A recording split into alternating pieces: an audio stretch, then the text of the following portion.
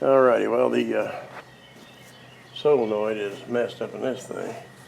When you turn it, you get nothing at all. So I've found this out from before, but it is a solenoid. You can take it and jump across here. And so what it is that solenoid is not energizing them points in there. So what I'm going to do first is I'm going to take this battery out. It makes it easier. You don't really, I guess you don't really have to, but it'd be easier. And then I got oil spilled on my battery because I was putting oil in the differential here, and I guess I got a little carried away. And of course, well, at least my battery won't rust now.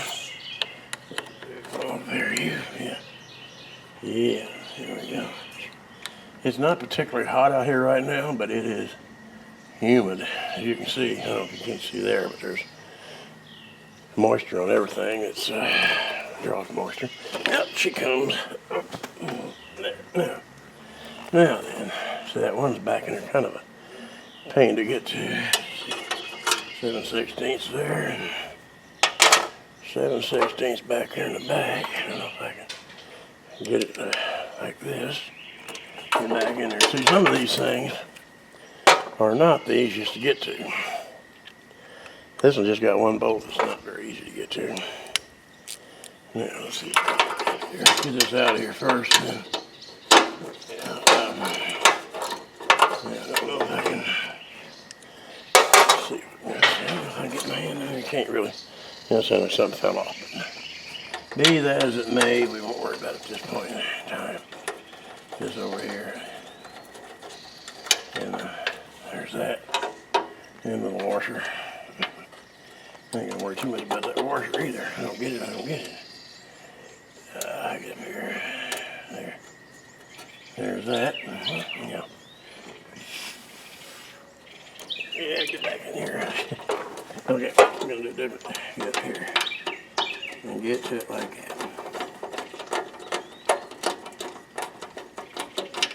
Long sockets like this are not the best for something way back in there.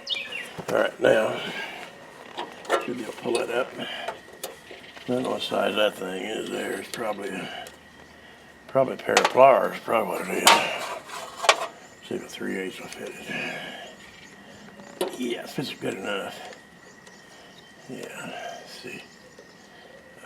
Now this solenoid I got is a used one. Put on there, but it came out of more that was running, so it's starting. So I suspect, I don't know if that little thing will go in there. A lot of times that's about the only hang up about these ratchet box end is they're a little thicker. They got to be, I guess, because of the gearing and stuff in there. Come on, boy! Hope that one ain't that hard to work with.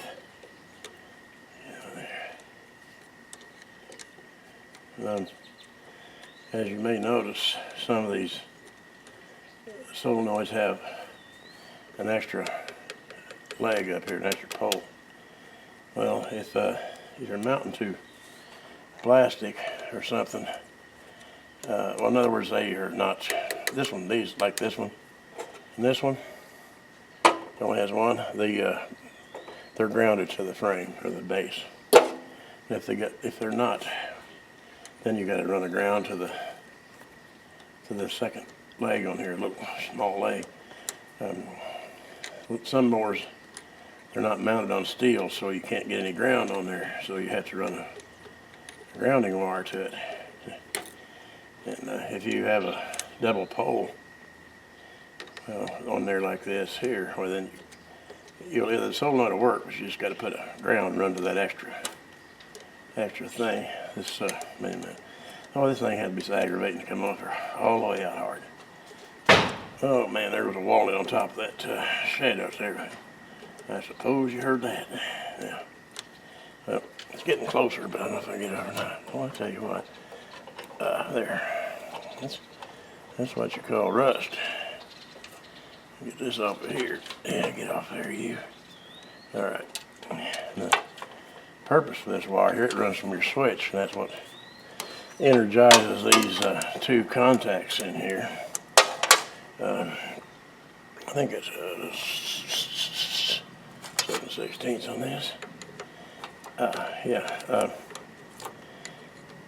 Well, these solenoids are just a heavy-duty switch acted by, and it's for higher, I don't know whether it's amps or volts or what it is, but if you was just to run a wire, one of these small wires up to your, or any one of these big wires even up to your switch, and try to start more of that, you'd burn that switch up immediately.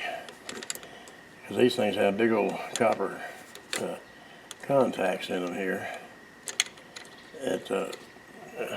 These have got the contacts on them. There's a copper washer that is sucked down by this electromagnet inside here. When you turn the key on, it sends juice to this, and of course, like I said, it's grounded, so it completes the circuit. There's a wire coil in here, and that pulls this little plunger down in this solenoid and makes contact with the with those two terminals. Get this thing off here. Yeah, get this off here first off. See, and put this over here, and put this over here. All right.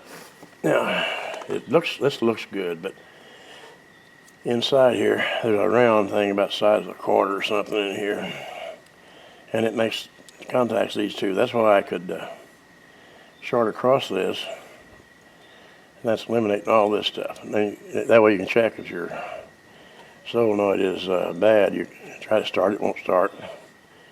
But if you run across here with a screwdriver or something, and it does try to start, then you know you got a bad solenoid. Okay, now let's see about this one here. Let me see here. Let's go to, I don't know if that's a gun. Okay, I hope so. Yes, that is what we wanted to hear. So that was the name of that tune. So, well, that's loose. Well, it's not going to tighten up any, but it don't matter. All right, that's the way that is. Well, that's the end of this little holy roll here. So thanks for watching, subscribing, and all that. Where's my button? There it is.